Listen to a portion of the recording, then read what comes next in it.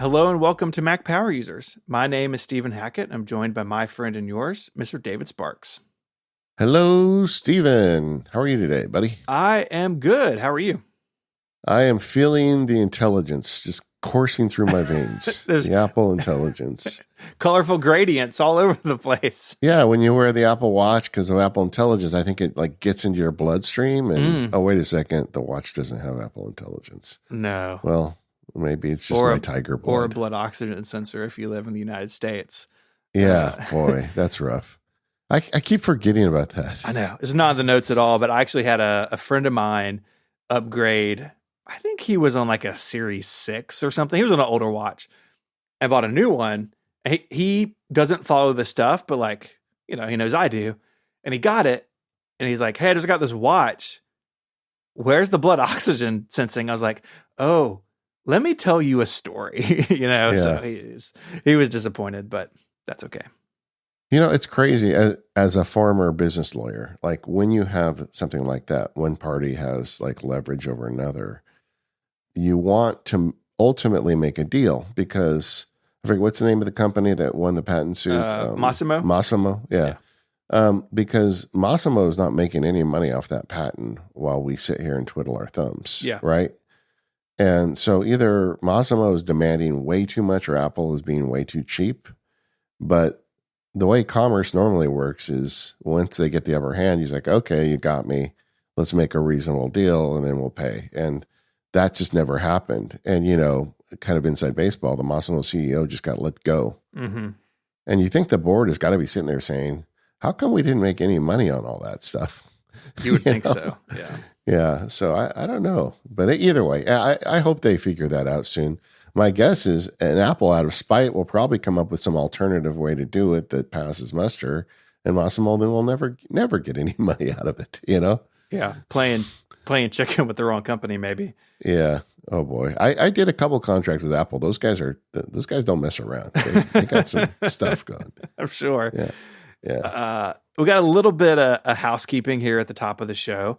Last week, we spoke about your productivity field guide, and it is now out to the masses. As we record this, it's only been just a little bit of time, but you want to talk about that real quick? Yeah. First of all, thank you for everybody that got it. I'm already hearing from people with really great questions as they're going through the material and enjoying the new stuff. And like I said last week, this product is very special to me, and I love. I feel like it's my contribution to the world. So I hope that those that got it are enjoying it. A few of you wrote me to say, hey, you said last week there's an upgrade discount. I didn't get it. So what I did is I sent out a special email to everybody who bought the last one. But if you had opted out or whatever, for some reason you didn't get the upgrade discount, just email me and I'll take care of you.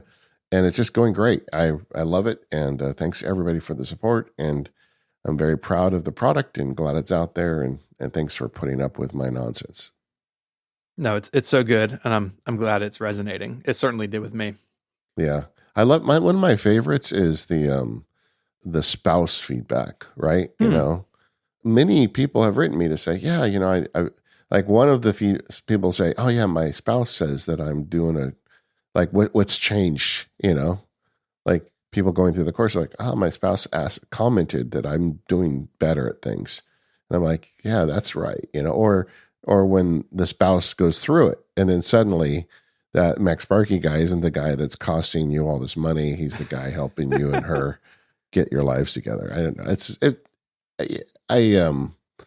I maybe it's my age or whatever, but I'm very squishy these days, Stephen. Mm-hmm. And that really makes me feel squishy. Yeah, I got a little housekeeping as well. Over at Relay, we launched our redesign last week, and I got a blog post that I wrote that I'll throw in the show notes, kind of about the logo change. You'll see the new logo on the MPU, the show art this week. Kind of a simplified, I think, more useful look. I think the new logo looks great, but also gives us a little bit easier time working with some things. And a sign of a true successful project like this is some of this work has been done for a long time. In fact, we showed off this logo in July in London. And since then, I see the old one every day. I'm like, oh, it looks so old to me. There's when Apple announced the first thin iMac in like 2012, Phil Schiller had this joke about like, isn't it funny how like the new thing makes the old thing instantly look older? And that's how I feel about the Relay Mark and kind of the updated show art. So the feedback's been great. Thank you all who have said nice things about it. But yeah, very excited that that's out in the world.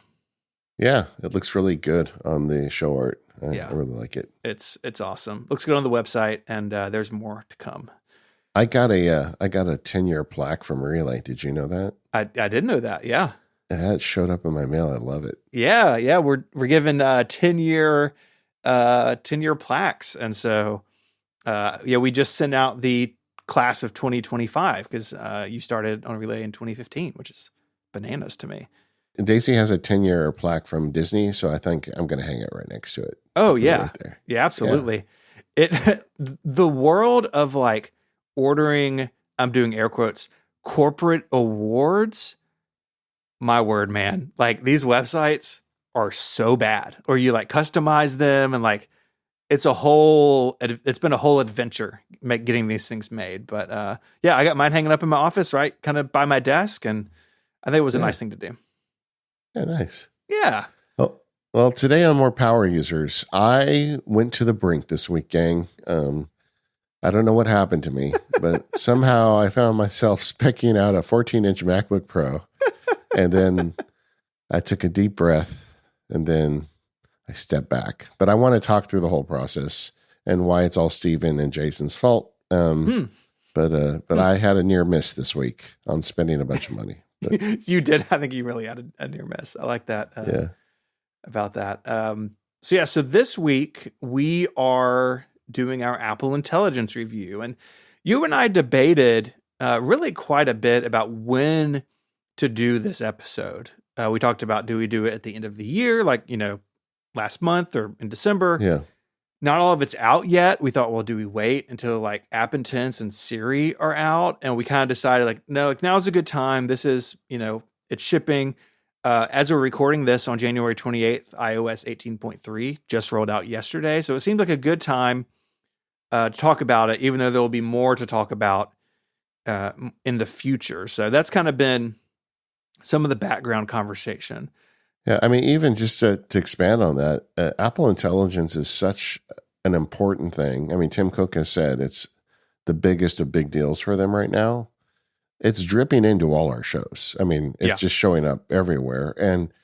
But it's the most evolving thing that Apple's doing. So this isn't going to be the final word on Apple Intelligence, but as we stand today, where is it? And I think that is important.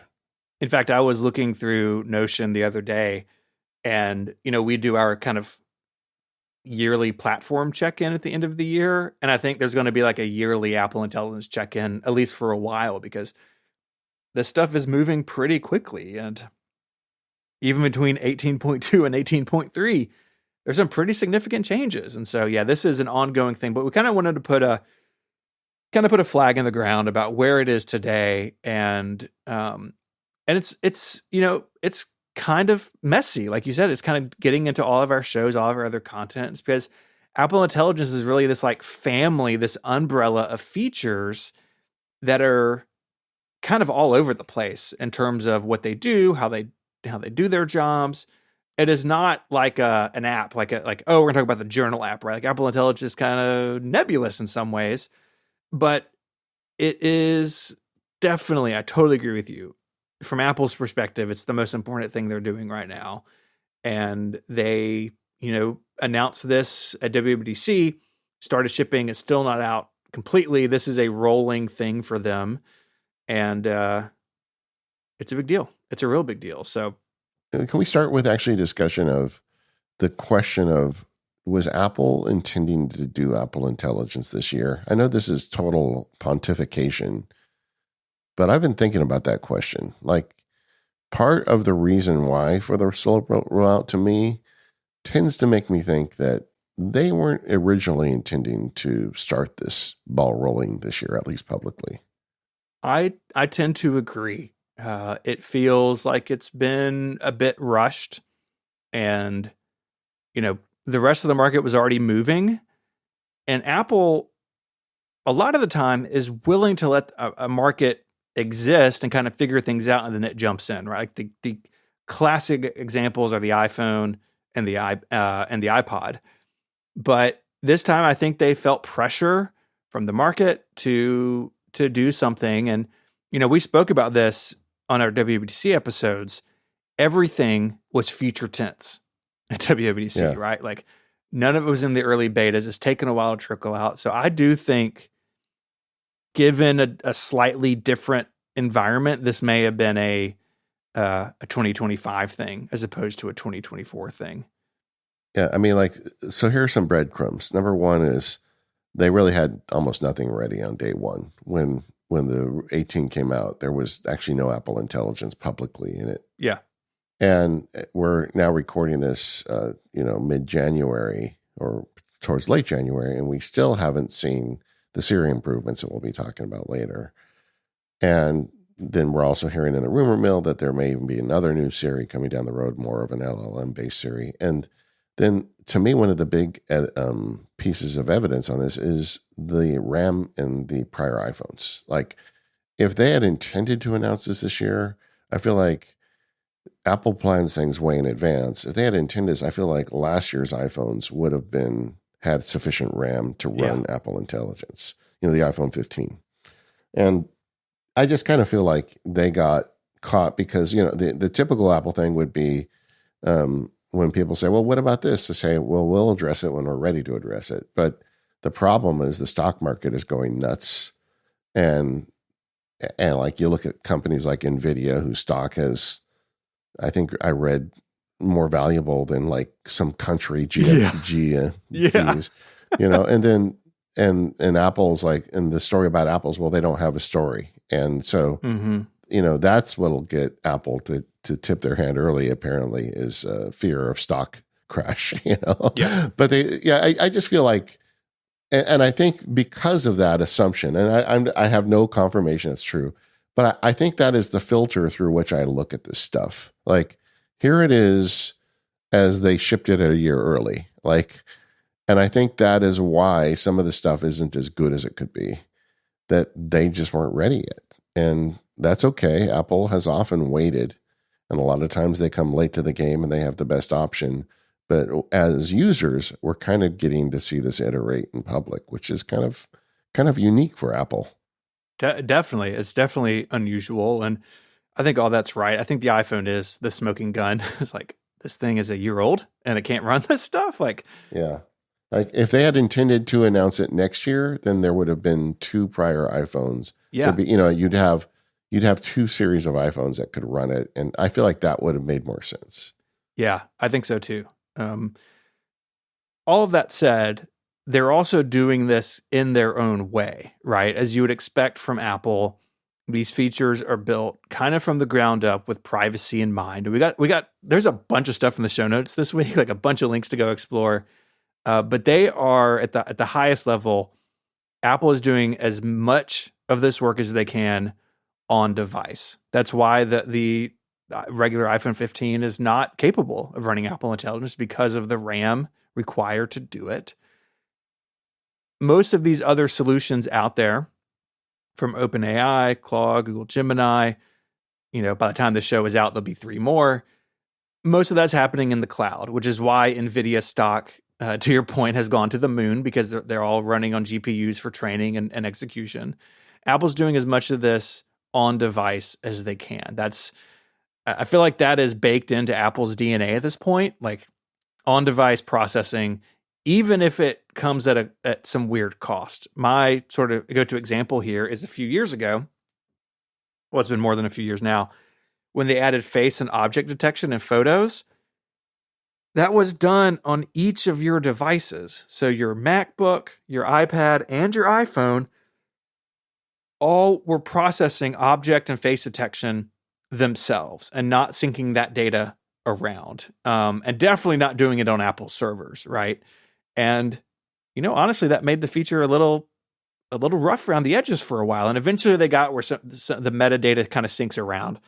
But Apple is not wanting to push everything to the cloud by default. But with some of these AI features, even these Apple Silicon machines don't have enough horsepower. And at that point, things get handed off to what Apple is calling private cloud compute, which are Apple Silicon based servers that are all publicly logged and open for like researchers to go in and like inspect them. And there's basically these kind of like stamps of authenticity, if you will, where if a server is not listed publicly or has been tampered with, the devices won't connect to it.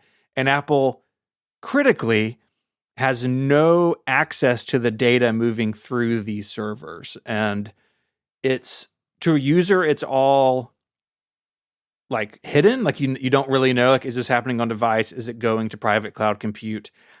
And honestly, we have both spent hours, like my preparation time for this episode is way out of proportion with some of the others we've done because this stuff is so complicated. It's really hard to tell if or what is being done on private cloud compute at this point. And that's how Apple wants it to be. They want it to be seamless and they want it to be private. Yeah, they want it to be a little private AI black box that you have, an Apple AI black box. Yeah. And, you throw a query into it and don't worry your pretty little head, whether it's done on your device or in PCC, it's still your data. And honestly, that is such an Apple approach to this stuff, right? We're not going to show you the man behind the curtain. We're just going to give you the result. And that's totally on brand for them. The other thing that's on brand for them is the privacy element of it, that they're focused on privacy. That's an underlying premise of this whole show. Like everything we're talking about is private that you do with artificial intelligence, which is very much not the case with pretty much every other thing that you can do with artificial intelligence.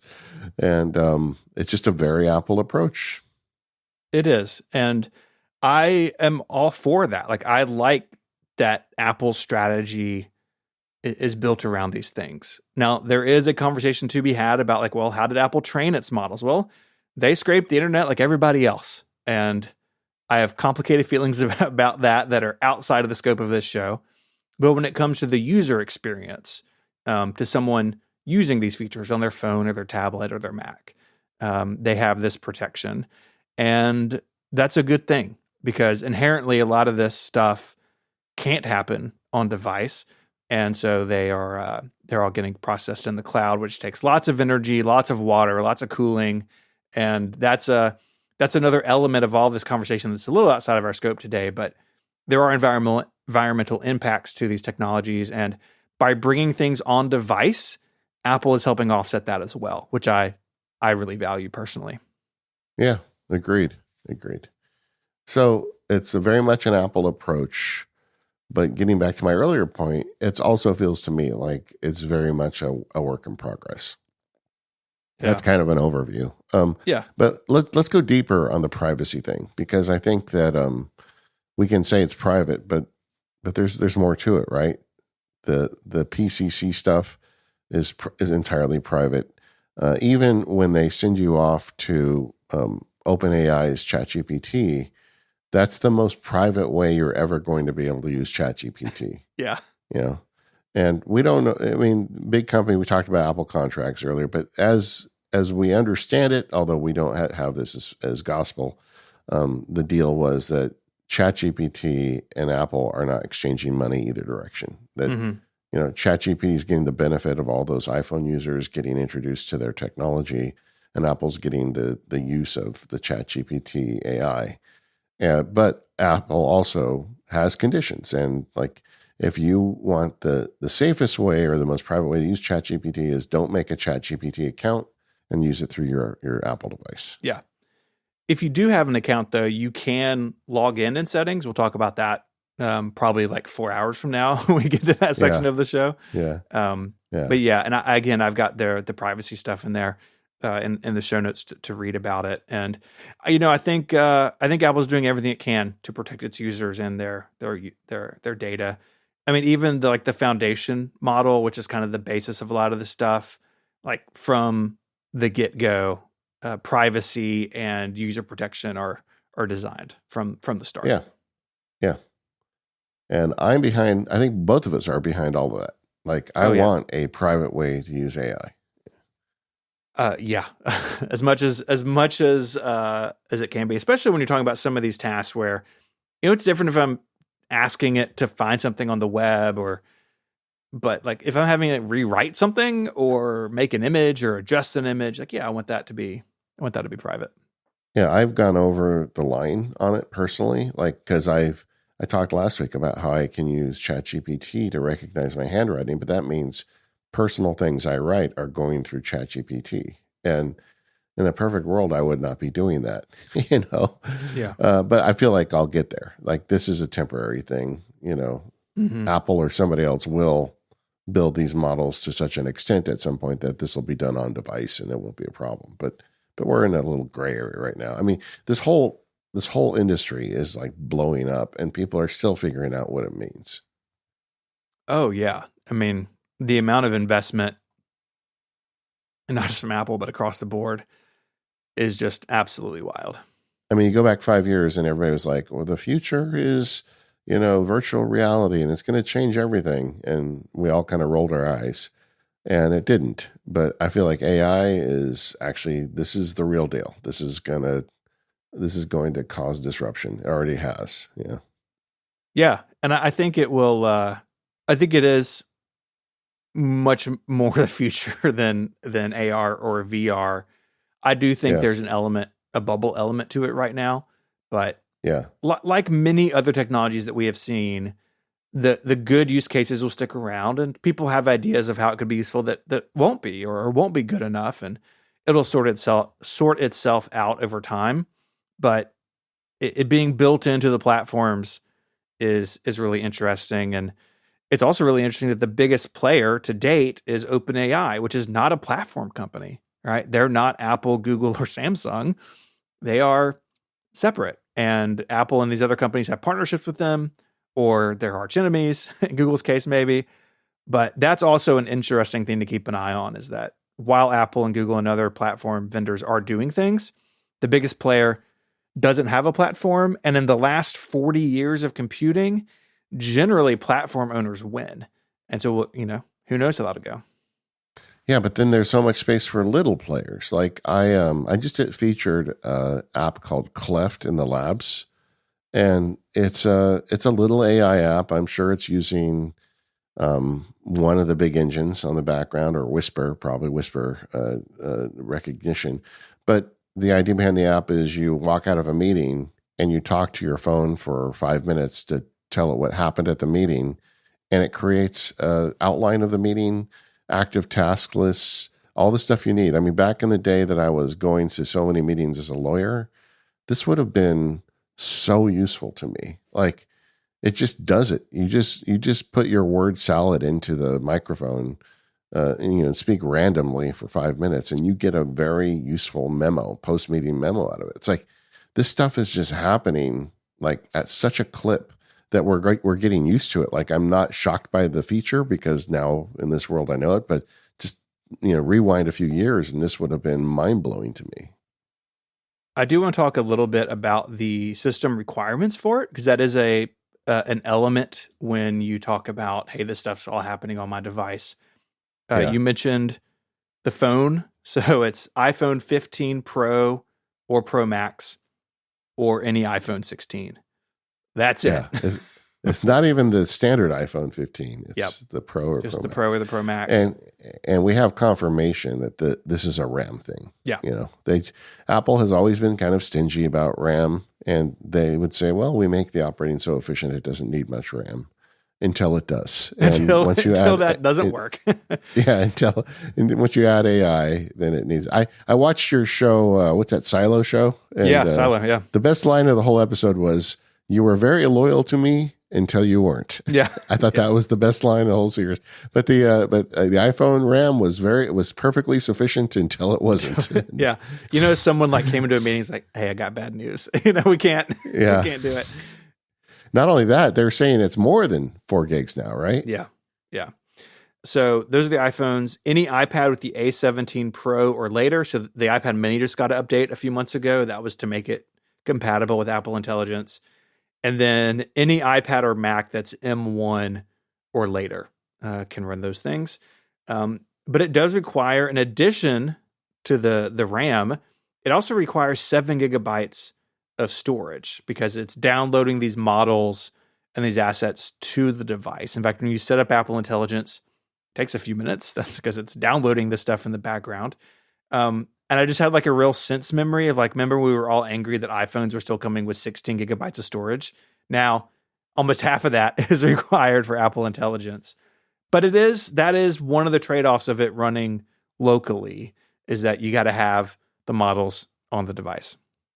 Yeah. And this is a temporary thing. Going forward, I would be shocked if Apple ever ships a product that can't run Apple Intelligence going forward. Yeah, like, I think across the board. I agree. Yeah. We're in this sort of weird liminal space right now. But it sucks if you've got a perfectly working phone that's 2 or 3 years old and you want the Apple Intelligence features, but you just, because they saved a few bucks when they made the phone, now you can't run it. Mm-hmm. I don't think, however, it's one of those things where Apple like planned this to get you to upgrade. No, I just don't think they think that way. I really believe that they got caught a bit with their pants down, and the market was saying, "What's Apple's story? Should we downgrade their stock?" And Tim Cook hit the panic button and said, "All right, tell everybody what we're doing." Mm-hmm.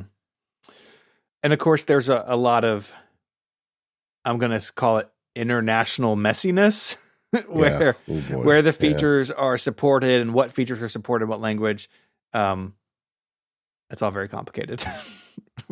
I have several European members in the MacSparky Labs, and they will tell you about their dissatisfaction with this situation. Yeah. And, some of it's the DMA stuff. Some of it, I think, is Apple being upset about the DMA stuff in the EU. But I feel like there is blame to go around for everyone. You know what? Agreed. I think that's fair. Let's start with the writing tools. And, I feel like writing tools are kind of the original kind of bread and butter of these systems, right? Like basically any AI system out there can help you proofread or rewrite or summarize. And that's what these models are really good at, right? Because these models work by sucking in a lot of written text and being able to kind of remix it endlessly. And as we go through this, I will point people to a link. I did a bunch of text generation with Apple Intelligence, and I put it all on a single page on 512 pixels, so you can kind of see what we're talking about as we go. But do you want to walk us through some of these tools? Yeah, I mean, I think tech, like you said, writing tools are like the public-facing piece of AI that people are most interested in. I think there's a lot of parts of AI that are being used in the industry behind the scenes, like do training and things that people don't realize. But for like normal person, suddenly having a really smart grammar checker is like a good starting point for artificial intelligence, because they've been trying to make grammar checkers for years, and it's always been rules-based. And the problem is the English language doesn't lend itself to a rules-based system. But with grammar checking, you can throw a model, a lot of good writing at a model, and it can figure out what's good and bad based on that. So it's like the perfect example. Text files are small, so it can work on a lot of data, crunch a lot of things. And it's like the entry point here. Obviously, we're already starting to see things with audio and video, but words are where it was first and best. So Apple says, we're going to do that for you. And a lot of us have been looking like the underlying, gorilla in the room here is Grammarly, which is, I think it's about $100 a year. I pay for it, but I don't remember how much. But it was a online grammar checker that started, I think, with a degree of AI and has really fully embraced AI at this point. And so can I get the effect of having a paid service on my device that also gives me privacy? Like the thing I always worry about, like I turn off Grammarly when I'm using day one because I don't really want to send every one of my private journal entries to the Grammarly server. Mm-hmm. And like if you had this on device from Apple, then I would be able to use it kind of universally. So what do? They bring in probably some of the best stuff you get with Apple Intelligence is the proofreading tools. It'll go through and find spelling and grammar mistakes, to a much lesser extent structural issues. It really is a very basic grammar checker. In fact, the last time this came up on the show, I complained that I think they need to turn up the dial, and I feel like that still stands. Yeah. I don't know. It doesn't need to go as far as Grammarly. Like my buddy Chris Bailey, he's writing a new book, best-selling author. Of course, that's what he does. But he turned off Grammarly as he wrote the book because because Grammarly's got so aggressive, it wants to rewrite your sentences for you. Mm-hmm. And he wanted it to be his book. Yeah. And so he didn't use even Grammarly, and people are all finding their kind of space there, and Chris is a very conscientious guy, and I think that's exactly the right decision. Honestly, when I write blog posts, I leave Grammarly running, and occasionally I'll let it rewrite a sentence for me if I think it's better. Mm-hmm. But the fear is always that it's going to crush my voice, right? I don't want that. Well, Apple has gone very safe. Like if Chris were sitting here right now, I'd say, Chris, you could probably turn on the Apple stuff because it's just going to find really basic mistakes for you. And the question is, where are you on that spectrum? If you are, someone like Chris and really don't want anything writing for you, this is actually pretty good. But there's a lot of people that kind of like a little bit more aggressive proofreading, and there's no dial you can turn. It is, again, the Apple black box, and you get what you get. But I've been using it on my day one entries, and I've been using it actually in drafts. I've been using the Apple Intelligence. I knew we were recording the show, but just in general, as a point of intellectual curiosity, it's good enough. Mm-hmm. I think Grammarly does a better job, but when I proof something through Apple Intelligence, it finds the dumb mistakes, and then the rest is on me. Yeah, I think we're on the same page with that. I do find Grammarly to be a bit more aggressive than I would like to be in sort of smoothing out my voice. But I'm also aware that you and I are both professional writers, and we may be a bit more sensitive to that than some people. Yeah. Apple Intelligence can also rewrite, and they sort of have three different kind of moods or tones: friendly, professional, and concise. And, I think the sort of canonical example is you write an angry email to your boss and you hit the button and now it's friendly, or it's professional and it tones it way down. You can see on my example page really how much it changes them. I think in particular, the friendly one is really bubbly, at least for my take, and kind of wordy. If I had a complaint about Apple Intelligence rewriting tools, is that they're wordy. Even the concise one isn't really that much shorter than the text I put into it. But it definitely, if you're looking for a tone change, I think it does that. It does what it says it will do. Yeah, and the nice thing about the MacSparky Labs is we have these meetups. I get to talk to listeners using this stuff, and we have listeners who are professionals, and they are deploying this right now. I mean, I remember when I practiced law, sometimes some other lawyer would do something that would make me pretty frustrated, and I would write a letter, print it out, then I'd tear it up, and then write another one. And what people are doing now is they're writing that first angry letter, and then they're hitting the professional button. And this is happening. I mean, people are using this, and I think it's great.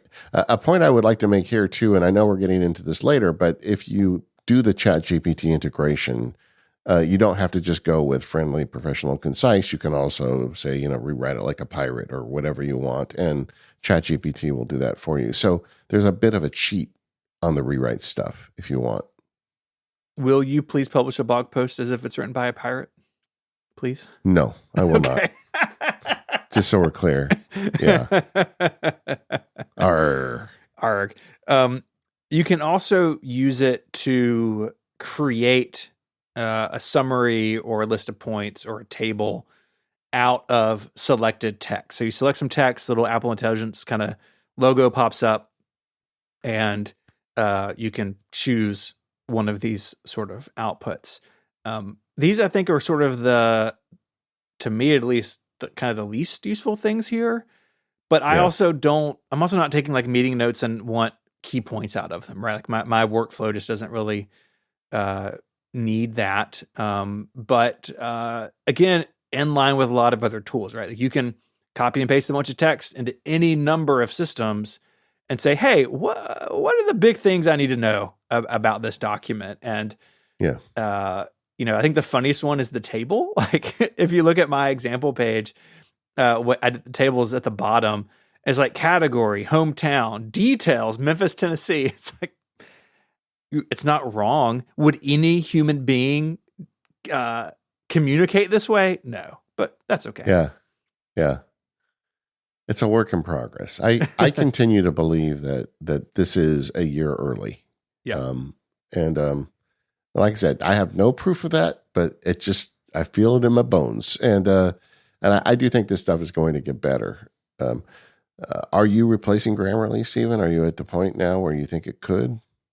I'm not for this. Exactly what you said is that I want Apple Intelligence to be a bit stronger when it comes to actual grammatical things. And I can, with Grammarly, I don't want it to rewrite a bunch of my sentences, but I can basically ignore that stuff. But I would also like some more control. Like Grammarly has a bunch of settings, and you can kind of give it parameters about your style of writing, or maybe you were writing in a way that is a little distinct from basic kind of normal grammar rules. Like maybe you don't use the Oxford comma. Well, you can tell Grammarly, I don't use the Oxford comma. Quit trying to correct me.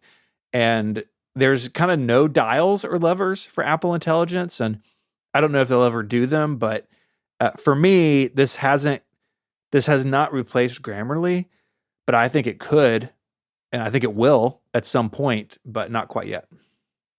Yeah. I mean, the thing is, if you take that this is early days for Apple Intelligence, I could definitely see a world where I just use it. And the selling point for me is privacy. Like if it's good enough and private, I'm cool. Even if it means it's not going to get everything Grammarly would recommend to me. I don't use everything Grammarly recommends to me. Mm-hmm. Boy, does Grammarly love commas. But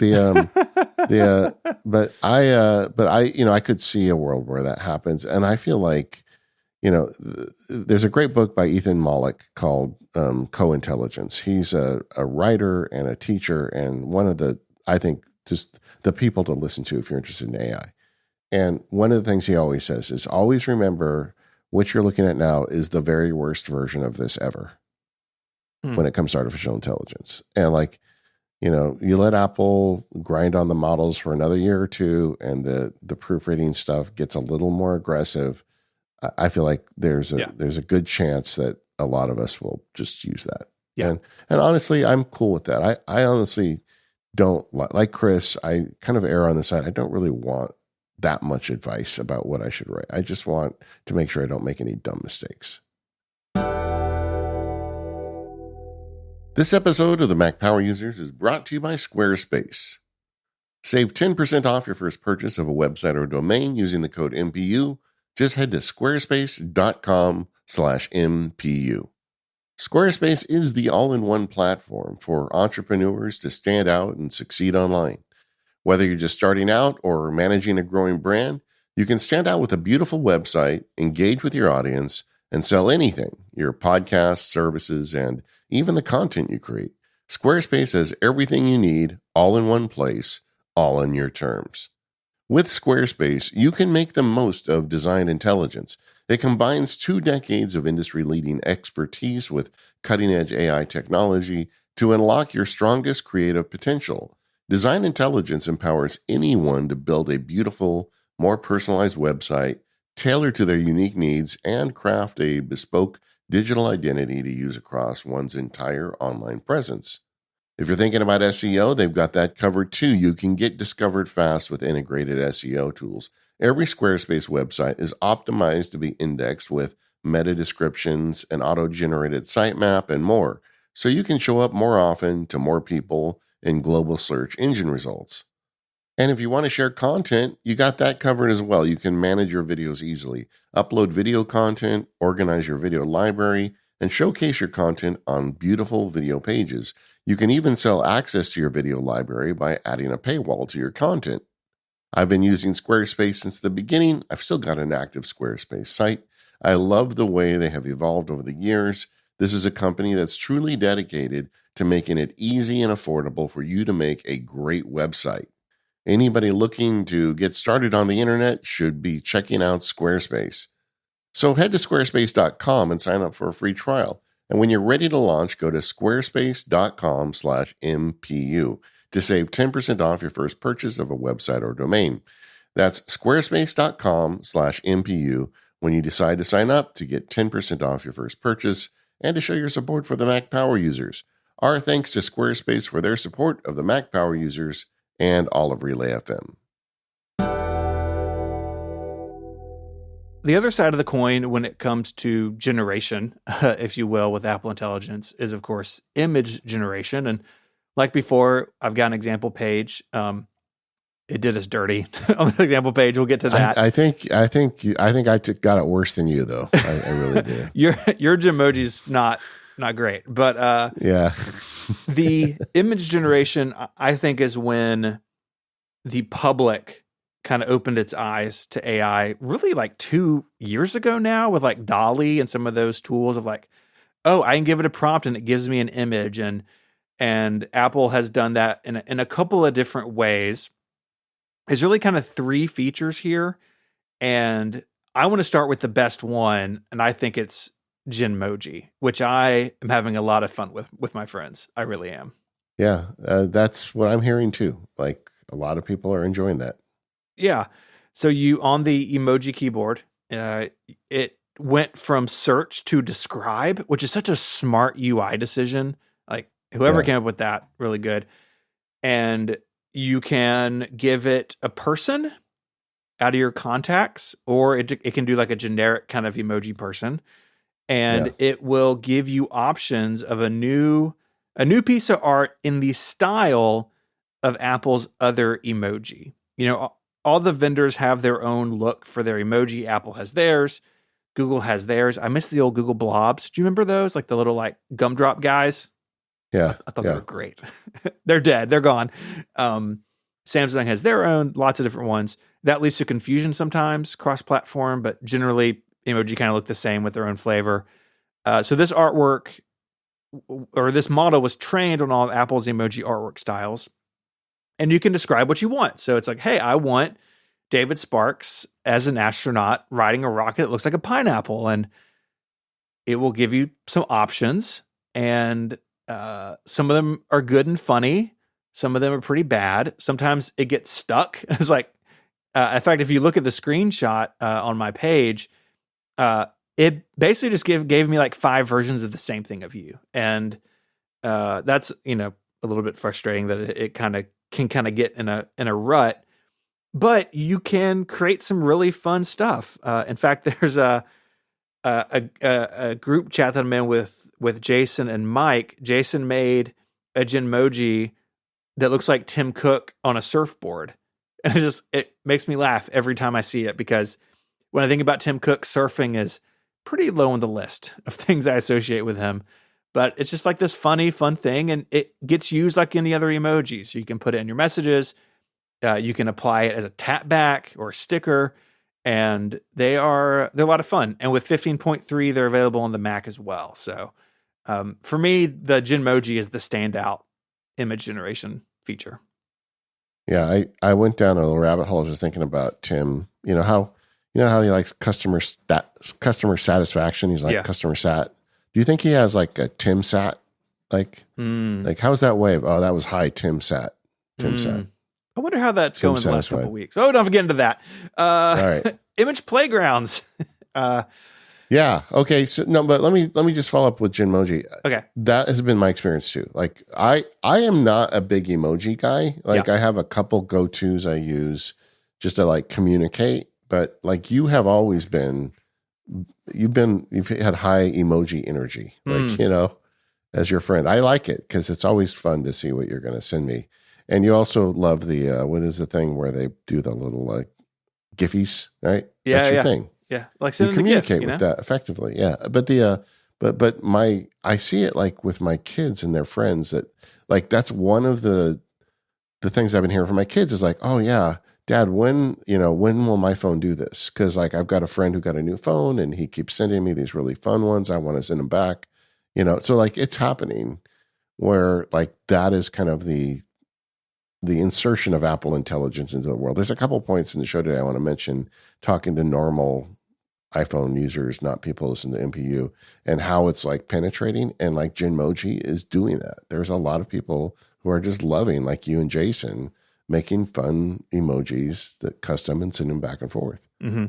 But I agree with you. This is the big win of the image generation stuff. Yeah, I think it is too. And I think it's because it's ironically limited in scope, because it's going to look like an emoji, and that's like a style that's very defined. And with all of Apple's image generation stuff, they have a lot of fences around offensive topics or things that Apple doesn't want their tools to be used for.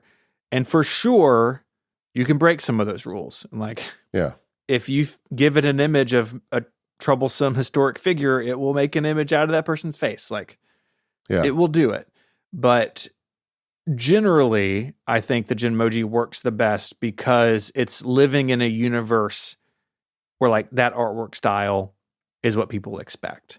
And it's kind of fun to see like a dinosaur in a hot air balloon, right? Like, it's a funny thing to see. And it's been fun to play with. And I think having it kind of in line with the other emoji stuff is really smart. And we had a listener question a while back that was like, well, is this going to mean that Apple doesn't roll out new emoji every year? And the answer is no. Like the Unicode consortium is still going to be releasing new emoji every year.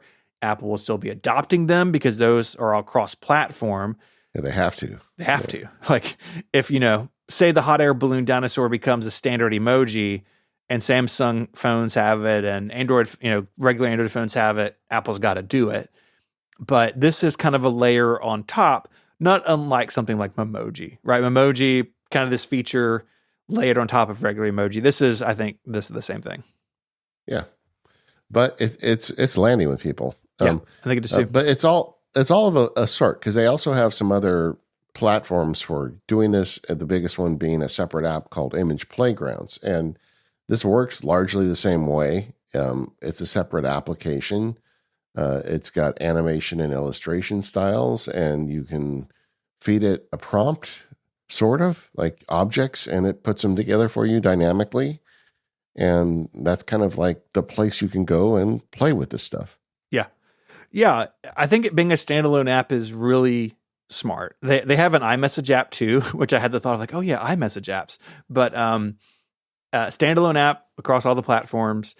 You can tag a person, or you can kind of have a whole feature where you can make like a generic person where you can choose gender and skin tone and some other things. And it kind of uses them as a stand-in instead of like David Sparks or Mike Hurley or whoever.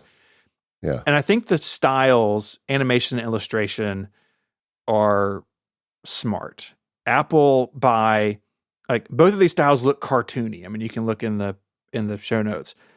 They do not, by any stretch of the imagination, look lifelike. And one, I don't know if Apple's technology is even capable of making lifelike images, but also you just totally avoid an iPhone was used to make a deep fake of, the president doing something the president didn't do. And I don't think Apple wants anything to do with that.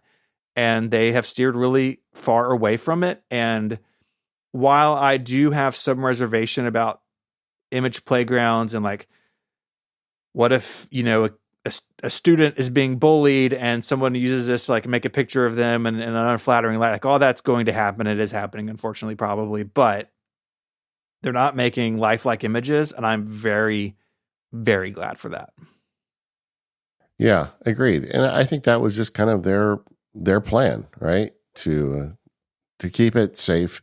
And they go a step further. Like, even like if you try to put in like copyrighted images or products, they don't let you do that either. I tried to make it draw a picture of a friend holding a little Mac Mini, and it wouldn't put the Mac Mini in. That was where it got stuck, Yeah, I was just trying to put one together to send to you, Stephen, from Image Playground, and what it's doing to your face, I'm not gonna do that to you, man. I'm not gonna send you Don't this. look at the teeth or the eyes. I mean, it's Yeah, the yeah, the weirdness of some of these images, even though they're cartoony, we've seen in other systems, right? Like very kind of famously, most AI generated images have no idea what to do with text. And so if you ask, like, have a picture of like a teacher in a classroom in front of a whiteboard, the text on the whiteboard is going to look bananas most of the time. yeah. Like Apple's challenges here are the challenges the whole industry faces. So it's not unique to them, but it is interesting that they went down this road. I thought before WBC that there was a possibility they just didn't do any image generation to like totally avoid any of the social issues, but I think they found a way to do it that is Apple-y and minimizes, doesn't necessarily get rid of all of it, but minimizes some of those downsides. Yeah, as much as they can, and they've got to get in the game. Yeah. And again, I think that this is one, like you were talking about, us being people who write a lot, kind of colors our view of the proofreading tools. I feel like us just being kind of connected on the internet colors our view of this image generation tools, because there are some really good image generation tools out in the world, and they're getting just increasingly impressive. And Yeah. this feels to me like almost like a table stakes entry more than anything else. Yeah, I think that's fair. Image Playgrounds are their own app, but it also kind of shows up in a feature called Image Wand, where if you're drawing something like, say, in the Notes app or on the iPad, with an Apple Pencil, you can have it generate an image based on something you sketch or even in the context of the notes. Like the Apple Note is all about, a camping trip, and you ask Image Wand for an image, it will come up with something about camping and throw it in your note for you.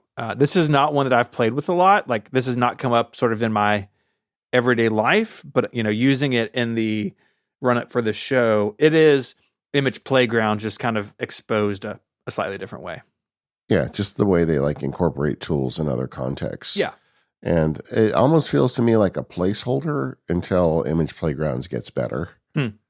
And like if you develop the underlying technology of Image Playgrounds to be something a little more useful professionally or like as a student, then I think the existence of Image Wand is important, that you can apply it from within applications. Yeah, I think that's true. And like Pencil Kit, like Apple kind of gives basic tools to third parties, and maybe this will expand there. That is something Apple can do because they're the platform owner, like we talked about earlier, right? Like you're not going to have Dolly or Adobe Firefly like built into the system level at this point, the way this is. And so in a way, like Apple kind of has to make this better because in some situations, they're the only option. Yeah. And again, just early days. It is early. So what do you think Genmoji is useful for now? Horsing around with your friends.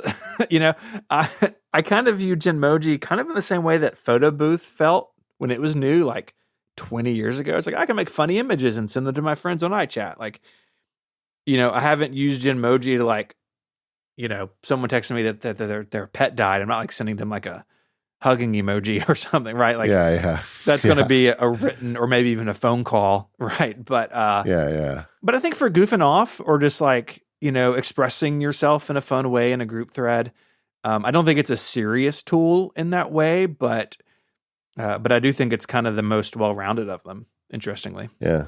And maybe that's all they really ever mean it to be, is like a fun thing to send to people, right? Which is fine. Like not everything has to be like a serious productivity kind of thing, right? Like it can be fun. And honestly, this doesn't have to compete with the top of the line AI image generators either. No. If that's the remit for this thing, it's out there for people have fun. I'll tell you, my kids are having a great time with Genmoji. They love it. And so I have to be careful sometimes because that stuff isn't interesting to me, you have to realize that, there's a lot of people out there for whom it is. Oh, yeah. All right, let's switch over to photos because I think there's some really good stuff with photos. And this is a place where the Apple Intelligence is actually pretty intelligent. You want to start with the new way that you can create custom memories? Yeah, this is really cool. The memories have been around in photos forever, I feel like, right? Like you Yeah. get the widget or even in the app and it's like, oh, it's pulled together photos from your beach trip and like put some, reggae music under it or something. Now you can generate your own versions of those memories. And it's surfaced in the search tool in photos. And you give it a prompt. So it's like, yeah, pictures of me and my kids at the beach, and it will find them. And you can dial it in by date or by person or by topic. And it will create those for you. And like a regular memory, you can customize the music, have it be a video, just have it be just a bunch of photos. So it's also, again, kind of a search tool. And I have really come to like this. The memory feature for me was always interesting, but it felt limited because it was up to what Apple said could be a memory, right? It's like Photos decided that this could be highlighted and this other thing couldn't. And now you can make your own, you can save them and share them. And I think it's pretty awesome. Yeah, memories is an awesome feature. Like we use it all the time. I find it particularly attractive to very young people and very old people. Like when we have family over, like if you get an older relative, and you sit them in front of an Apple TV with memories, yeah, they're good. They're good. Just give them the remote. And but now you can say, well, let's make one of Aunt Sue, yeah, in the 1960s or whatever. And if you've got your metadata set right, it dynamically generates it. It matches it to the music. It uses good music. It's like, I think I could make the case this is my favorite Apple Intelligence feature. It's just so good. And like right out of the box, it works. Anybody can understand it. This is kind of like Apple Intelligence in Apple's best world. It's a black box. You tell it a few things. It spits something out that's enjoyable. You don't have to worry about how it got put together. It just happens. And I'm so into that. The other one that I think is equally compelling is photo editing. And they call it cleanup. But you go through, and I was shocked in the betas when I first started testing this. Like I was doing it, some videos on it in the labs. And like the dog was on the floor, and I just stuck up a power strip in front of her with the cord, like a white cord with a big power strip right in the foreground of the image. And I thought, well, I can just use my finger to trace out the whole cord and everything. As soon as I tapped it, it did everything for you. Yeah. Like it's like a long, like snaky cord, and it got it perfect. Redrew the carpet underneath it. You couldn't tell it was ever there. And it's like, yeah, this is really good. Now, there are services out there and professional applications that are even better at removing objects, but I'm not sure if there's anything easier. You just literally tap a person or a thing, and it's gone. When I was in college, I spent a lot of time in the Adobe suite learning how to do this sort of thing. And doing this in Photoshop, kind of the old-fashioned way, like when I learned it 20 years ago, it was a lot of work, and it was hard to get it to look good. And like I feel so old when I think about that, because you just tap it or circle it, and it has done some remarkable things in my photo library as well. Sometimes it's a little bit weird, but I would say the hit rate's very high. And for most people who didn't spend time in college learning Photoshop, this has made this accessible to them for the first time. It's absolutely in terms of like the magical kind of vibe Apple wants out of this technology. This feels like magic to a lot of people, and it does a good job. I've got a sister my big sister, she's in her 60s. She has never been a tech person and stumbled into this feature on her iPad. Mm-hmm. And now it's like, I'm not sure she should be allowed to use it. Like she's going in and fixing every photo in her whole library. It's like her new hobby, like cleaning up photos. And she loves it so much. She wants to get the new iPhone because she needs that on her phone now. It's like, this is Apple, again, this is an example of Apple Intelligence landing with people who are not using ChatGPT, Mm-hmm. but who really like what Apple's doing. And like I said, it's not the best version of it, but it's the easiest, and anybody can do it. You pull out your device, you tap on a thing. Yeah. I just did it for Daisy, the same thing. She had a good friend who saw bumped into that that new that movie I was excited about. Was it a Wizard of Oz movie? What's it called? Wicked. Wicked, yeah. Guy bumped into like the director of the film, got his picture with him, very happy, right? Mm-hmm. But just the way the picture was taken, there was a person like 20 feet behind them whose head is right between them. Yeah. You know? Yeah.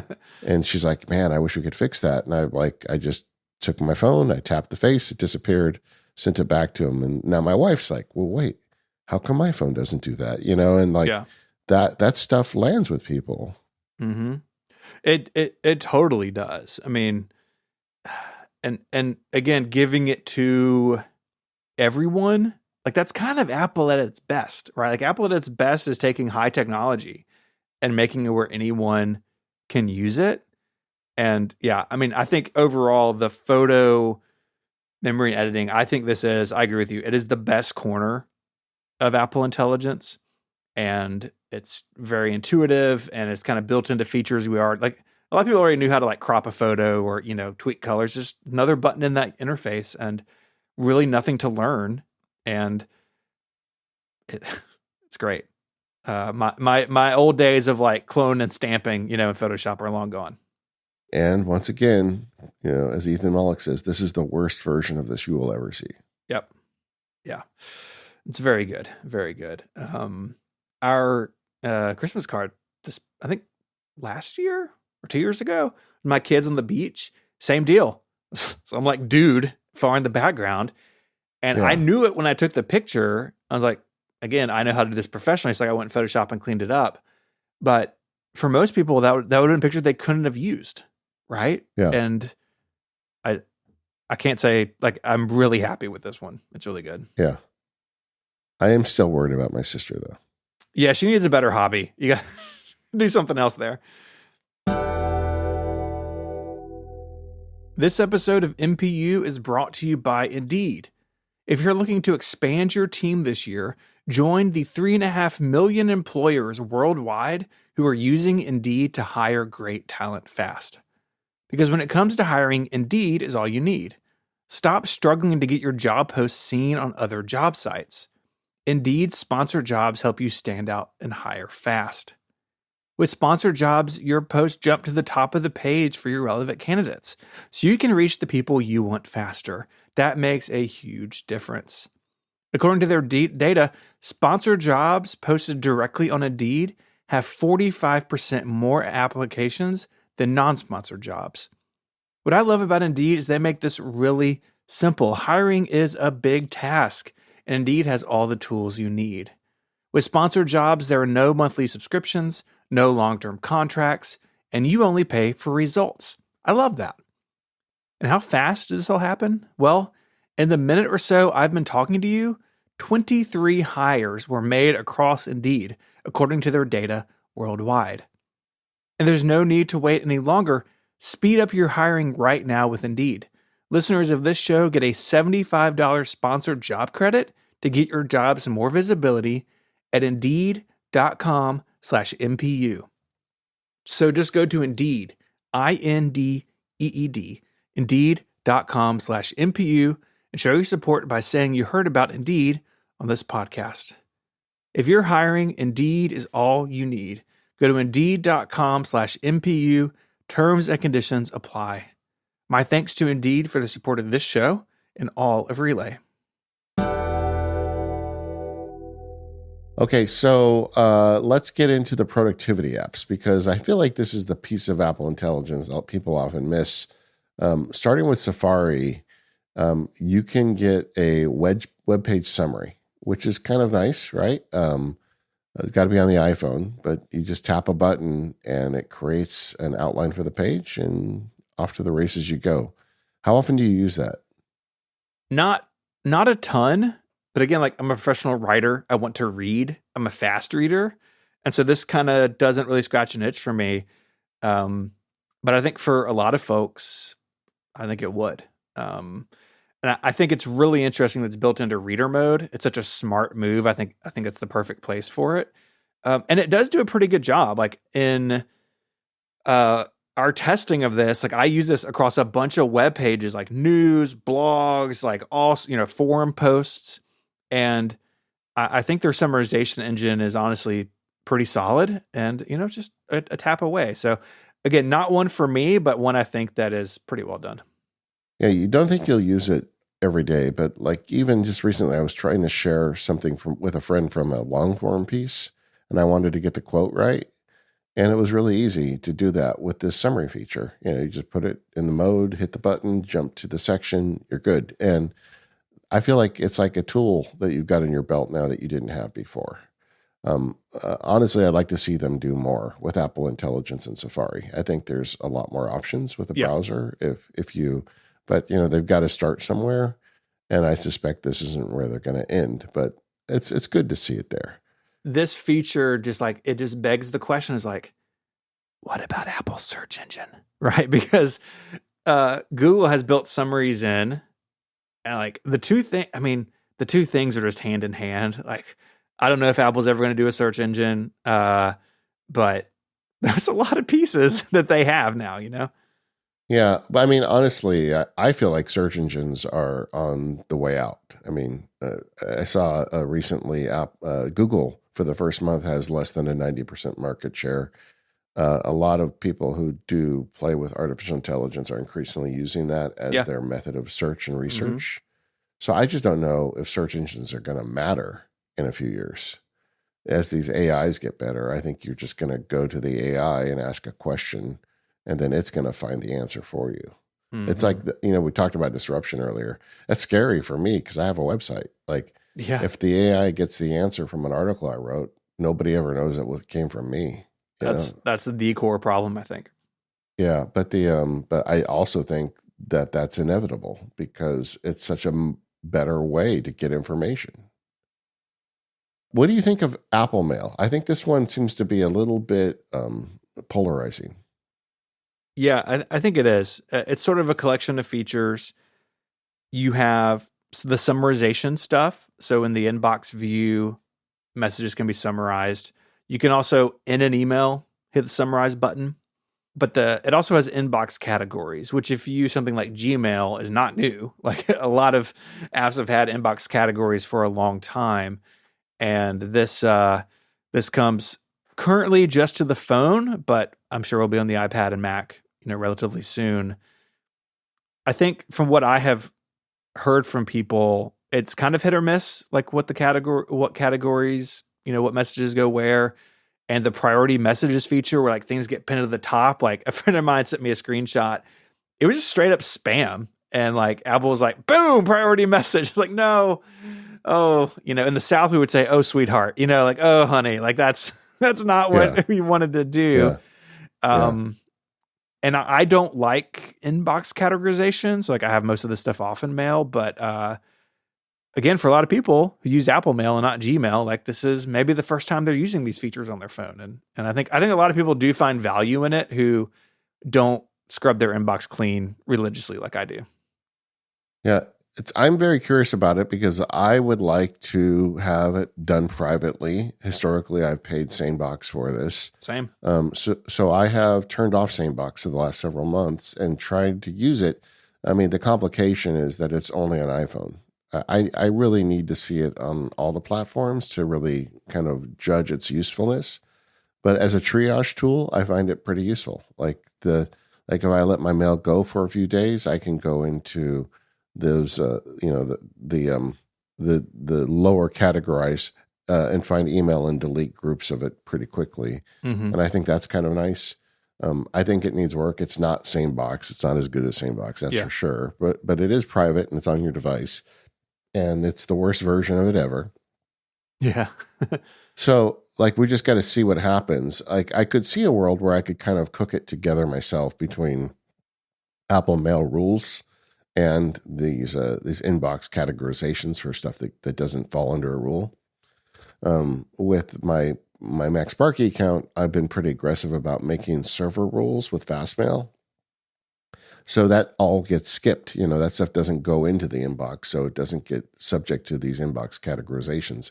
But I do think there's an answer for email that allows you to not pay for a service and have a pretty good email categorization done. So I'm actually more pro on it than a lot of people. The email summaries I think are okay, but not great. I feel like all the summaries they do, and we can talk about this later with messages. I just think I kind of take them with a grain of salt at this point. Yeah.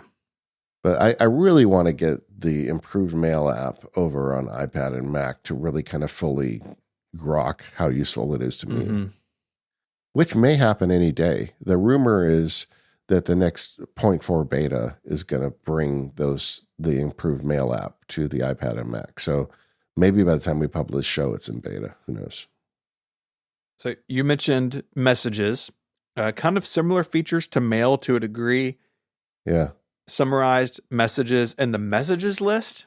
Now your pinned messages, there's no preview of those, which I had never thought about until this feature came out. Like if you look at messages, your pinned ones, you just see the person's face or like the icon for the group thread, if it's a group thread, but there's no preview of what's in there unless it's unread. And then you just see a little bit of it. Feels like maybe that UI could be refreshed at some point to show those things. But you get those summaries, and then you also have smart replies. And out of all the writing tools, the smart replies and messages feel like the weakest part of the chain for me. They never sound like something I would say, or even maybe a human would say. They're very stilted and very kind of formal in a weird way. Like, if someone says, "Oh, this funny thing happened," it will say, haha, comma, that's so funny, exclamation point. It's like, I've never answered a text message that way. You have my entire message history, whatever, 100 gigabytes or whatever on my disk. Like, use that and like come up with replies that sound like me, and it would be more useful. That I want them to continue to improve, because I think it is really useful. If it, the basics have been there for a long time. Like, do you want pizza or do you want barbecue? And, the quick type bar says pizza or barbecue. It's like, boom, pizza, But past that is where I think this falls down a little bit. I've been thinking about this. It makes it sound like all your friends are back on the sauce, right? Just a little bit, right? Yeah.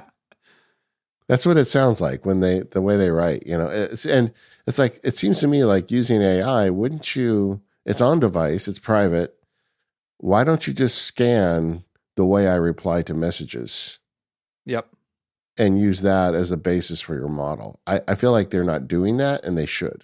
Mm-hmm. And if they made that switch, it might be useful. But I kind of find, like you said, it just like I've been enjoying it since it came out, because like I can tell which friends are using it. Yep. Just I can spot it. Like, oh yeah, he's using AI. Yeah, definitely. So sometimes I reply to somebody and like in parentheses I'm like Apple Intelligence. It's like that I think can improve. And I think in particular the UI for that on the Mac kind of stinks. Like it just gives you like this floating bubble, and for me the messages window is at the bottom of the screen. It's like it kind of has no room to go. Some UI cleanup I think would be good, but overall, yeah, I'm not really using the smart replies at all. Yeah. Call transcriptions much better than the last time we tested, right? Yeah, we looked at this in the beta and it totally just fell down. Like it just quit recording at some point and the transcription just stopped. It does seem much better now. I was on a phone call with somebody recently and I was like, "Hey, I'm going to try this." And you get the transcription dumped out in Apple Notes, and it's not perfect and has a lot of issues other transcriptions have, where like it doesn't know certain words or names, that sort of thing. But for a rough searching tool, it's pretty okay. And you get the audio attached to the note. Like I like all the packaging they did, and bringing this into Apple Notes is honestly really smart. Like when they announced call transcriptions before they explained how it worked, I was like, where's this going to go? Like, is it going to go in files or like voice memos maybe? But no, straight into Apple Notes. And I think that's the right place for it. Yeah, agreed. And I think that like it got better. I mean, that's what we want. They're Yeah. constantly improving this stuff. But in terms of the productivity stuff, where are you actually deploying it? Like, are you using any of this stuff? I mean, sometimes in Safari, like sometimes the summaries, but I have I have basically all automatic summarization turned off. And we'll talk about this more when we get to notifications, but I kind of feel like I'm reading everything twice, and it felt like more work, not less. For me personally, I know some people really like it and it feels like it speeds things up. But for me, I feel like I'm kind of always like, oh, I read this thing in this group chat and then I still read the messages, or I read the preview in mail and maybe it said the exact opposite thing the email actually said because it summarized it incorrectly. So yeah, I'm not doing a lot of it, to be honest with you. I feel like the mail stuff I'm trying to use more aggressively, largely because of a test platform, but mail is always, frankly, a challenge for me. I would love AI to get better at mail, but messages stuff, yeah, that's fine. But I don't use the replies, and I only use the call transcriptions in tests. I don't have a life where transcribing calls is something I would normally do. Yeah. But I feel like all of these platforms, Safari Mail Messages, I feel like they could stand to get more Apple Intelligence support. And I hope the roadmap on these has more features that we just haven't seen yet, because I just feel like one of the things with the mail is I don't want artificial intelligence replying for me, but like in a perfect world, if a mail comes in that needs a simple reply, and the artificial intelligence knows enough of my business to know how to make that reply, to at least draft it for me to review and edit, I think that would be cool. Yeah. There's certain types of email I get repeatedly, and like even just like the sorting stuff could be so much smarter.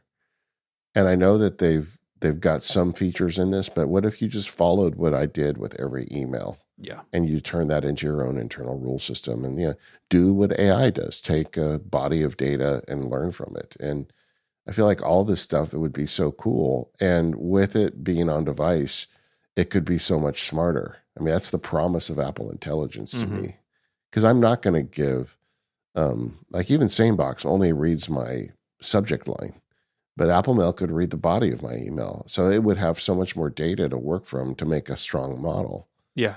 And it just, we got to get there. And I think too, like there's a lot of productivity apps Apple has that have no Apple Intelligence yet. Like thinking about some of the things it can do with like, hey, take this body of text and give me key points out of it. Like, why can't I like select that list and Apple Intelligence, like move them and make them all a separate reminder in a list and reminders? Like, I think there's a lot of inner app communication that Apple Intelligence could do. Now, some of that will come with potentially with new Siri and app intents. Again, we'll cover all that as it comes out over the coming months, but I'm more interested in some of that sort of thing. I think reminders is a key thing. And I think that, I think there's more they could do in Safari. Again, if they kind of turn up the volume a little bit on search, could I ask Siri to search the web and it be useful, as opposed to right now, Siri searches the web when it doesn't know what to do. It's like the fallback. Like, there's angles here and routes they could take, and that's really going to be interesting to watch. Yeah. We've been dancing around notifications. Let's talk about that a little more, because that is a hot topic. It is. So in various platforms of Apple Intelligence, it does a summarization, and sometimes that's been causing problems because it gets it wrong. Yeah. Particularly an issue when reporting things like news or sports events. Yeah. That stuff, if it gets the story wrong in the summary, that sucks. Not only does it suck as making Apple look bad, it also makes the app developer pretty upset. Like if you're the New York Times or whatever, and it summarizes your headline to say the opposite of what the story says. Yeah. That's not good. Yeah. The BBC, that happened. Exact thing happened to the BBC, and they complained. So with iOS 18.3, which is out this week, it disables notification summaries for news and entertainment apps. Like, you cannot turn it on. And apps you do have it turned on, now the summaries, they've had this little icon next to them that frankly no one knew what it meant. Now summarized notifications are in italics, which on Upgrade, Mike and Jason were talking about this when it was out in beta. They're like, that's literally the least they could do. It's like Command I. Oh, it's italics, it's AI. And they have more management options from the lock screen now and more clearly labeled as beta. But yeah, the notification summary is like, the promise is, my phone is keeping an eye on everything coming in and can sort of like collate them. It's like it can, hey, 10 things came in your family text thread. I'm going to give you one notification that kind of sums it up, or a bunch of news. But it does sometimes fall down. I think another funny example is if you have like a Ring or some other security system and 9 people have walked by your front door in an hour, the notification would say 9 people are at your front door, which is a very different thing, David, than 9 people walked by over an hour. 9 people all at once at my front door, like the mob has come for me, right? That's a different thing. And so there's ground to make up here. But in talking with people, a lot of people do like it. And they do like that they can just glance at something. And what I keep hearing from listeners and readers and just friends who are using this feature is it's a barometer if I need to look at something right now. It's like, does the family text notification, does it summarize something to say, what are we doing for dinner next Friday? Or dad's in the hospital. And those are 2 very different importance levels in my life. And I can make a decision and like, do I look at this right now or can I deal with this, a little bit later? And I get that. And I think that is valuable to a degree. But it does come with this sort of baggage of sometimes it gets it wrong. Sometimes it gets it exactly inside out from what the truth is. And that's kind of complicated, I think.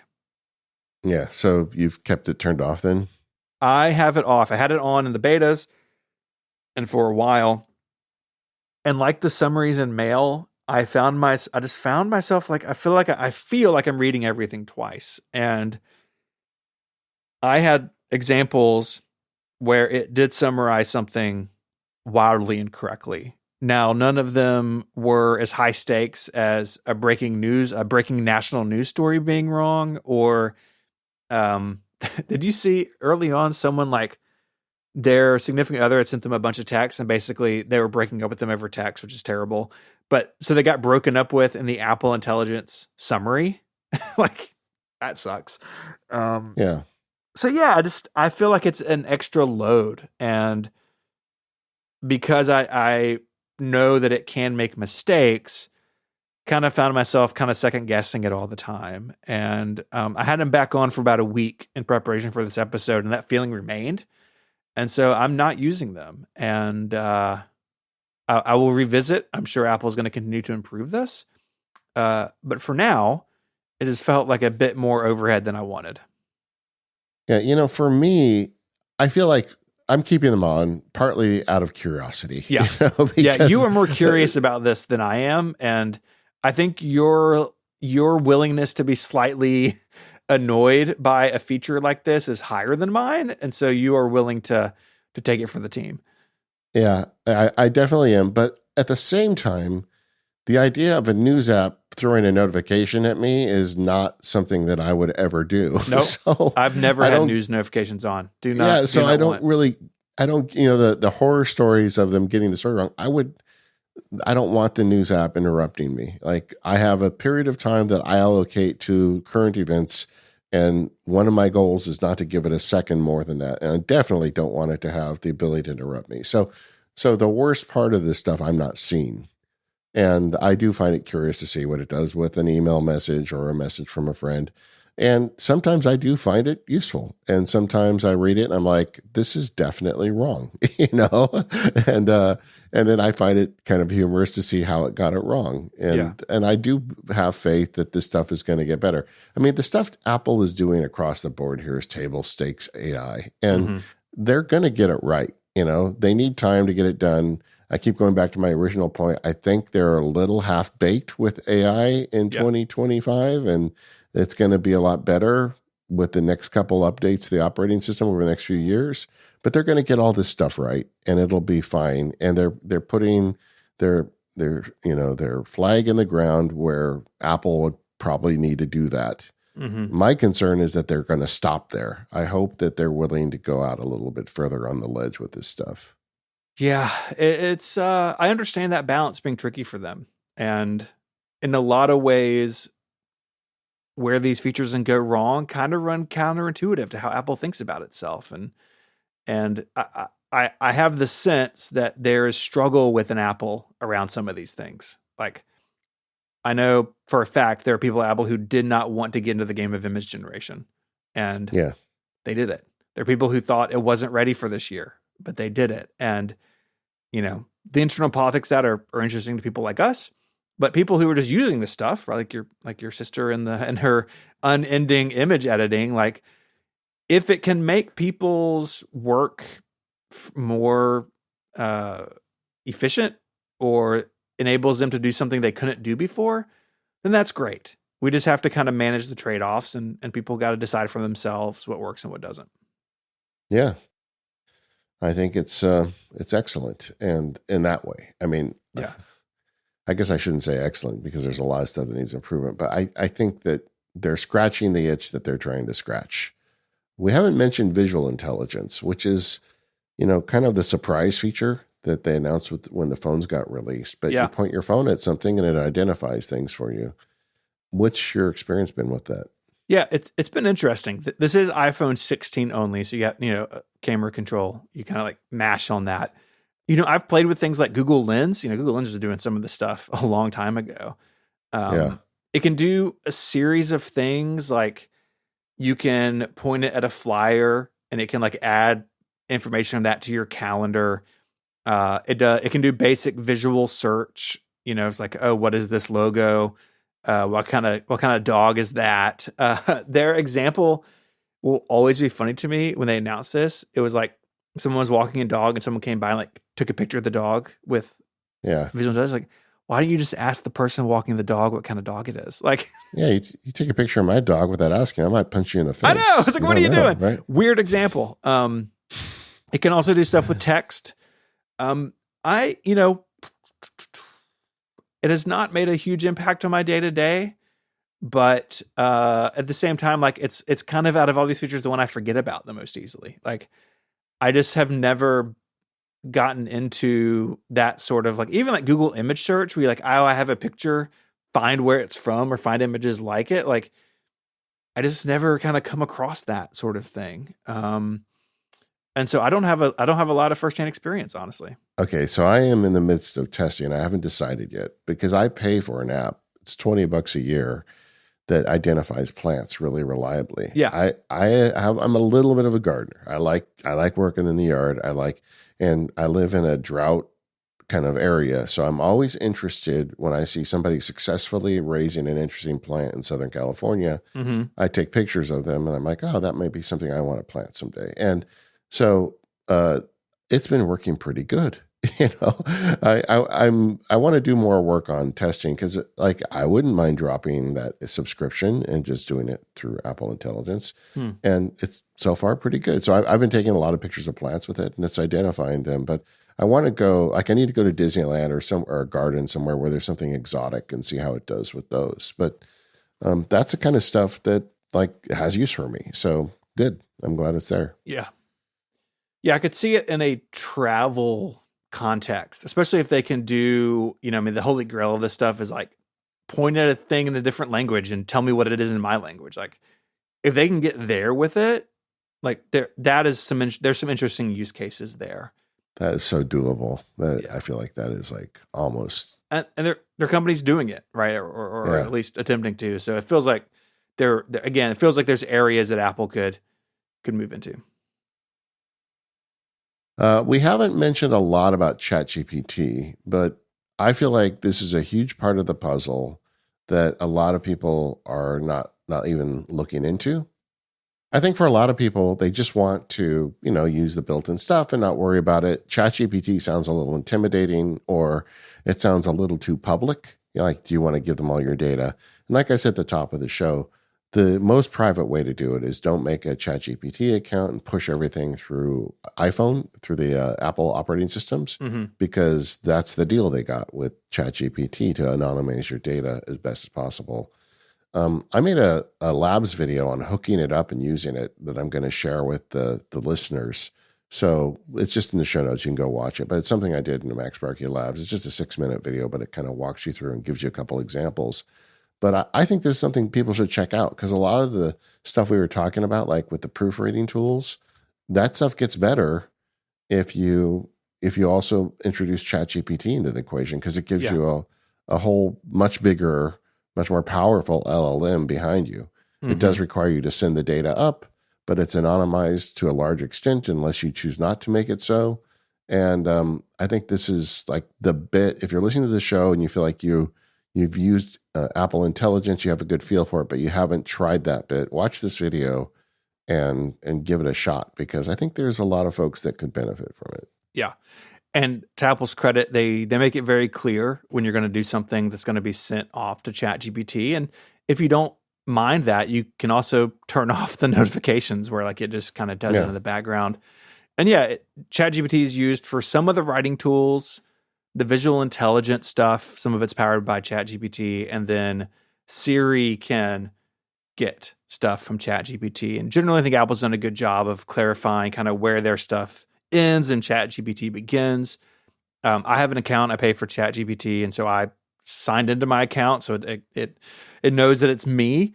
But if you want to be anonymized, you totally can do that. And I think to Apple's credit, I would imagine if OpenAI had not agreed to like the privacy things that Apple wanted, they wouldn't have turned it on. And I don't know anything, like this is not me being cheeky, but Apple has said that they want to extend this to other partners, like maybe Gemini or Claude or others. That has not happened yet. And I wonder if some of that is some of Apple's privacy points. And so I think credit to Apple for getting that right. I think the balance they've struck is pretty good. Yeah, although I'd have to bet a nickel with Claude that's not a problem, but maybe with Gemini, I could see it being a problem. Maybe. But that is a piece of this. And one of the angles for the future, like so much of this to me is future facing, is that a real good angle for Apple with Apple Intelligence would be the arbiter of these big LLMs and where it routes the traffic. Like you ask your iPhone a question and it decides which engine is the best at answering the question and how best to use it and integrate it with whatever they can do with your private data. Like ideally they could build kind of a firewall where your data would stay on device and only in Apple Intelligence, but it could still use the resources of these outside engines to give you more power over your data. Yeah. And like that, I'm sure that's on a whiteboard somewhere, but getting it into reality is going to be a lot of work. I think so. I mean, this is early days for all of these companies, really. Even OpenAI, like the leader currently, they haven't been around that long. Like this is not necessarily established kind of web technologies that have been around for decades. And so there is a lot of give and take. And I would imagine that those negotiations, like I'm sure Apple wants to have more than just ChatGPT, but it's going to take some time. And, I kind of thought they'd have something by now, but I would bet at WWDC, in 6 months, they've got some other logos up on a screen somewhere. Yeah. Yeah. But I also think that the future of this stuff is long-term, and this isn't really going to play out for like over 5 years. I think it's going to take a long time to kind of fully develop what this is all capable of. And part of it is just waiting for the public to be comfortable with it. Part of it is for Apple to get its act together. But I think, we're going to have really good private stuff on Apple Intelligence. It's not going to be as good as the best cutting edge stuff out there. But this idea of punching a little hole in Apple Intelligence to let you go out in the world like ChatGPT if you want, kind of solves that problem. Mm-hmm. Like I'm actually rosy about it, even though I'm kind of glum on what we currently have. Yeah. I'm not using a lot of it day to day, but I think what Apple's doing here is a solid first step. I think some of it is a bit Like this, I think in particular, my personal opinion is notification summaries don't don't really work all that well for most people, but people like them. Yeah. And some things like the writing tools, like again, we're professional writers and not necessarily for us. But when I talk to friends about this, and I have done more of that in the last couple of weeks in preparation for this episode than I normally do. People have mixed feelings on Apple Intelligence. Some people think it's really good and interesting. Some people are like, no, ChatGPT or bust.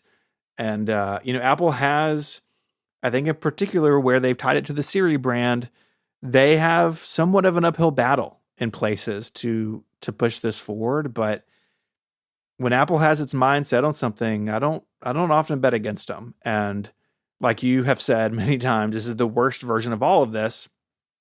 So it's going to be an exciting future, I think. Even if some of these features are never for you, as an individual listener, or for me as an individual person, on the whole, this will continue to get better and more interesting, both through Apple's efforts, through partnerships, like you said, and it's going to be wild to watch. It is really wild.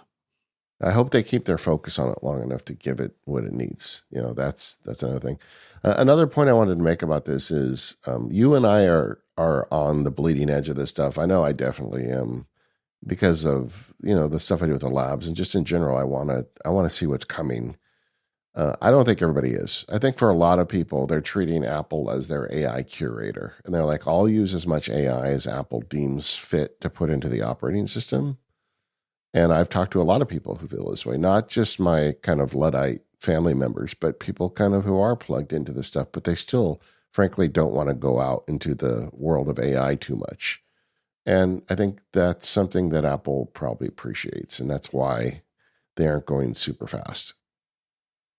It's a lot of stuff, man. It's a lot of stuff. Yeah, exactly. And this is an evolving story, but we'll be covering on Mac Power Users. It comes up often with guests and shows, but we're going to jump back into the thick of it once in a while too, as it evolves. Like even just like this beta in a few days is going to hopefully give us some answers about whether or not this new series is going to be up to snuff or not. Anyway, we're the Mac Power Users. Find us over at relay.fm/MPU. You can check it out there. Thanks to our sponsors, Squarespace and Indeed. Now, if you'd like to get the ad-free extended version of the show, go over there and sign up for more Power Users. You can do that at the same site, relay.fm/MPU. We'd love to have you as a supporter. Today, I'm going to be talking about the MacBook Pro temptation of Sparky, and that's going to be fun. But we always have something fun to talk about in the extended show. Either way, we'll see you next time.